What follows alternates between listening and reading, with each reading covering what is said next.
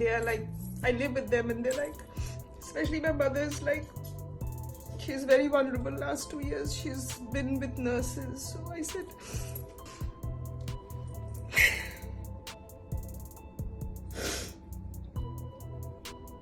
I don't know, it just gets.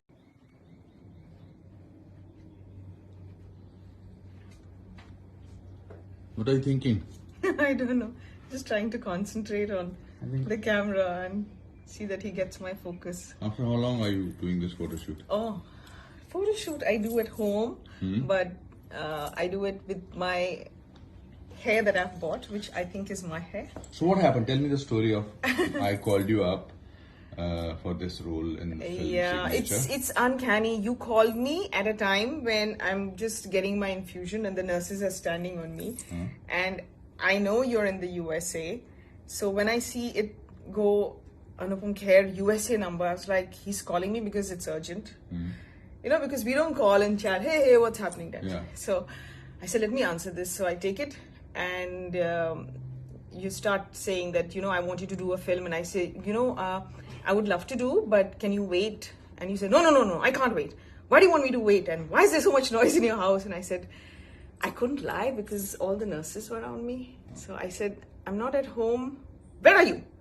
So I'm like, I'm That's in the not hospital. the way I talk. You talk. Huh?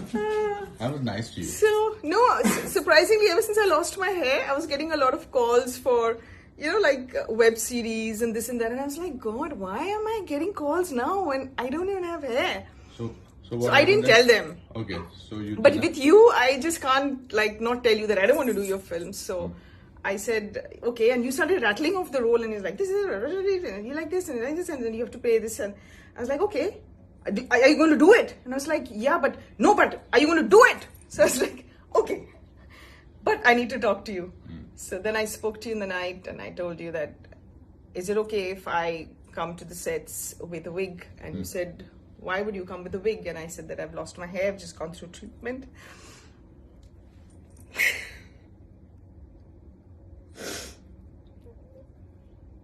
I don't know, it just gets emotional. That's okay. I think you're the most courageous person. I just want to thank you for being okay with it because I thought I should tell you that I'll be wearing a wig and then you said, why even a wig? Why can't you just do the film just as the way you are? And I said, I don't know if I have the courage. And you said, I think you do. So I just think it's so nice. When did you discover that you have breast cancer? No, my breast cancer, I didn't have any symptoms. I do like a yearly test for myself where I do my sonography and blood tests. You know, the yearly checkups, it was an annual checkup where my person who was doing my sonography said, I think you should go and get this checked with Dr. Mandar, who's an oncologist. And I know about him. So the minute I heard that, luckily I had a friend with me. I never take anyone with me when I do all these yearly checkups. And so I went and met Dr. Mandar and he said, we'll do a biopsy, but it doesn't look anything. These are cells which are pre-cancer cells. It's called DCIS. And sometimes they become cancer, sometimes they don't become cancer. So it's up to you. Do you want to remove them? And I said, no. I'm like, take it out. So we did a biopsy and it didn't come cancer. It was negative. But I still wanted to take it out.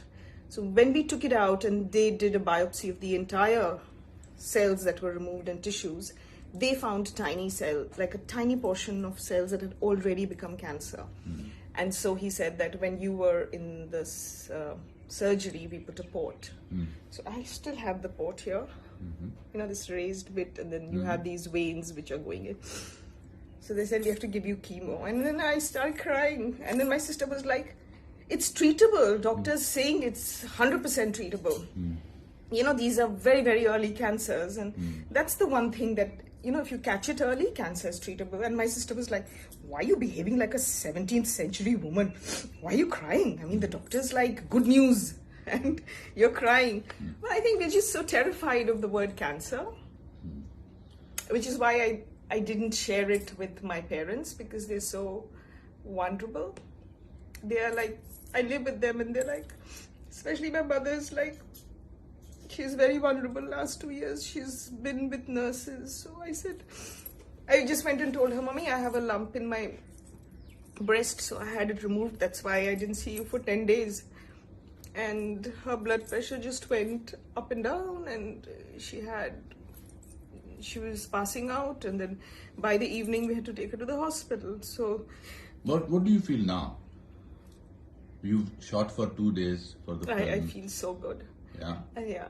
So what do you want to tell women who discover suddenly, because I think I learned from the women. I learned from a lot of women who were coming to chemo, and they were like, oh, I'm going to work straight from here. And I was like, really? Why do you have to work? Doesn't your company give you an off during time? They said, no, they gave us off. It's completely paid for and all. But I don't like to sit at home. I like to work when I'm doing this. It just makes me feel normal. And I was like not the very brave one. I was like, everyone in my family was brave, like my friends and my sister and my brother. And I was like all the time weeping and crying till I met a little boy. I heard his voice, and he gave me strength. And I just looked at him, and during my half chemo, I went just to make conversation with him, and I said, "Arey, आपकी दवाई बस इतनी है, मेरी तो इतनी सारी है. इसी से तो ठीक होते हैं." he said that he was also getting treated for इसी से तो ठीक होते हैं. तो I said, हाँ, लेकिन फिर ना मैं like बहुत दिन तक ऐसे ही लेटी रहती हूँ, मेरे को बहुत तकलीफ होती है. तो he says, मैं 5 दिन लेटता हूँ बस. उसके बाद तो मैं खेलता हूँ. उसके बाद तो like I'm fine, I'm back to myself. So I was like, So wow. Shalam, what I want to tell you is that you are my hero. So she is my hero, and she's fantastic. She's the best thing. He actually and she's said, beautiful. when I said, I don't know if I'll suit, being on the sets like this, he says, we don't have real life heroes, and that's what we're looking for. And you are one of them. So thank you. He's been so supportive. Oh my God. Thank you so much. So much. All those people who are listening to this Mahima Chaudhary, she is the best thing, and she's superb. You need more people like this, because no matter how many people you have holding your hand, it's not enough during times like this. So, yeah, I am so grateful to him. So all for of reaching you out. people now have to pray. She's fine by the way. Yeah, I'm fine. I'm totally recovered. Yes. So And I'm doing well. Thank you. lots of love. Thank you. Thank you so much. Thank you. Thank you. Cut.